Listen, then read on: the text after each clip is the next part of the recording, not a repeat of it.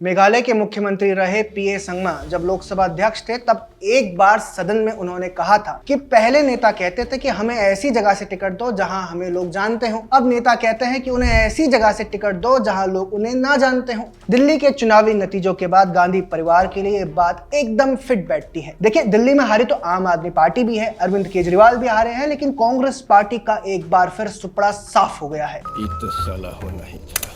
70 सीटों में से 67 पर कांग्रेस की जमानत जब्त हो गई है। पिछली बार यानी 2020 के विधानसभा चुनावों में 66 सीटों पर कांग्रेस पार्टी की जमानत जब्त हुई थी। इस बार बादली से दिल्ली कांग्रेस अध्यक्ष देवेंद्र यादव, कस्तूरबा नगर से कांग्रेस प्रत्याशी अभिषेक दत्त और नांगलोई जाट से कांग्रेस प्रत्याशी रोहित चौधरी ही अपनी जमानत बचाने में कामयाब रहे हैं। मजे की बात यह है कि जिस भी सीट पर राहुल गांधी ने चुनावी प्रचार किया, एक दो छोड़कर उन सभी सीटों पर कांग्रेसी प्रत्याशियों की जमानत जब्त हो गई। पहला उदाहरण सीलमपुर का है। इस मुस्लिम बाहुल्य सीट से ही राहुल गांधी ने दिल्ली चुनाव प्रचार की शुरुआत की थी। कांग्रेस उम्मीदवार अब्दुल रहमान को यहां सिर्फ 16,551 वोट मिले हैं, उनकी जमानत जब्त हो गई है। राहुल और प्रियंका दोनों ने पटपड़गंज में कांग्रेस प्रत्याशी के लिए चुनाव प्रचार किया।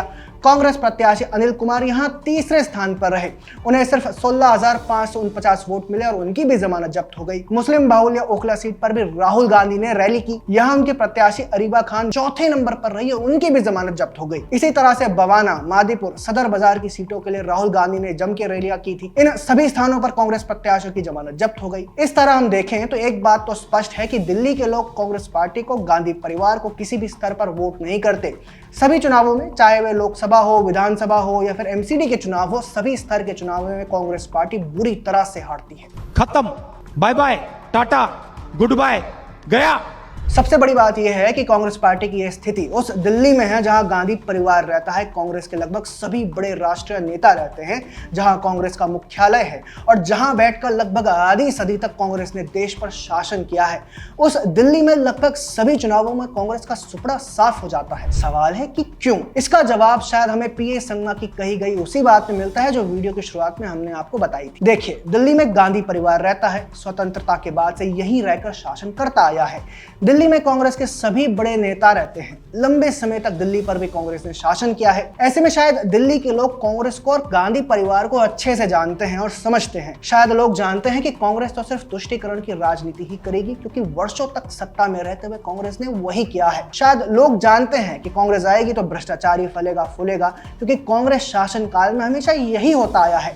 शायद लोग जानते हैं कि कांग्रेस आएगी तो आतंकी घटनाएं बढ़ जाएंगी, सार्वजनिक स्थानों पर हमले बढ़ जाएंगे, क्योंकि कांग्रेस के शासन में यही होता था। कहने का अर्थ यह है कि दिल्ली के लोगों ने कांग्रेस को इतनी नजदीकी से देखा, इतनी अच्छी तरह से देखा है कि वे किसी भी स्तर पर कांग्रेस पार्टी को वोट नहीं देते। शायद यही कारण भी है कि देश के उत्तरी हिस्से में भी कांग्रेस का प्रभाव लगभग खत्म होता जा रहा है। अब चाहे उत्तर प्रदेश हो, उत्तराखंड हो, हरियाणा हो, मध्य प्रदेश हो या फिर देश के कोई अन्य राज्य, इन राज्यों में लोग कांग्रेस को शायद वोट इसलिए नहीं करते क्योंकि वे कांग्रेस को अच्छी तरीके से जानते हैं। शायद इसीलिए पूरे देश को छोड़कर राहुल गांधी देश के एक दूरस्थ कोने वायनाड में चुनाव लड़ने जाते हैं, जहां उन्हें कोई नहीं पहचानता, उन्हें कोई नहीं जानता। प्रियंका गांधी जब अपने राजनीतिक करियर की शुरुआत करती हैं तो वे भी उसी वायनाड को चुनती हैं जहां लोग उन्हें नहीं जानते या फिर कम जानते हैं। ऐसा भी नहीं है कि गांधी परिवार ही देश के दक्षिणी हिस्से की ओर शिफ्ट हो रहा है, नहीं, बिल्कुल नहीं।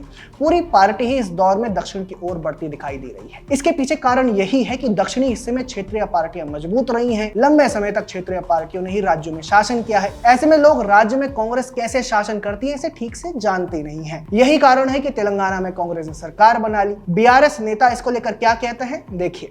राहुल जी से कांग्रेस से बीजेपी को रोकना नामुमकिन है, उनसे ना होगा।